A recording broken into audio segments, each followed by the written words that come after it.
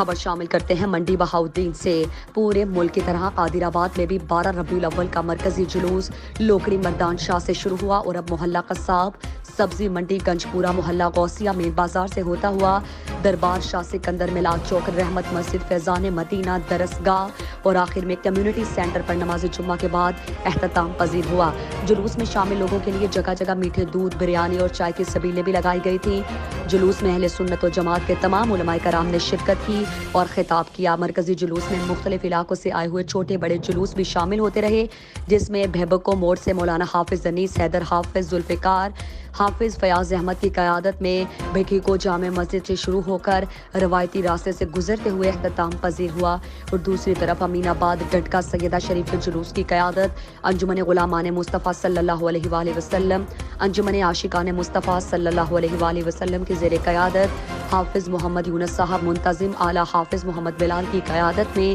جلوس امین آباد سے ڈٹکا سے سیدہ شریف سے مرکزی جلوس قادرآباد میں شامل ہوا، جس میں علاقے بھر سے لوگوں نے بھرپور شرکت کی اور اپنے پیارے آقا مولا حضرت محمد صلی اللہ علیہ وآلہ وسلم سے اپنی محبت کا ثبوت دیا۔ جلوس میں علاقے بھر سے علماء کرام نے خطاب کیا۔ نماز جمعہ کے بعد اختتام میں دعا ہوئی اور لنگر تقسیم کیا گیا۔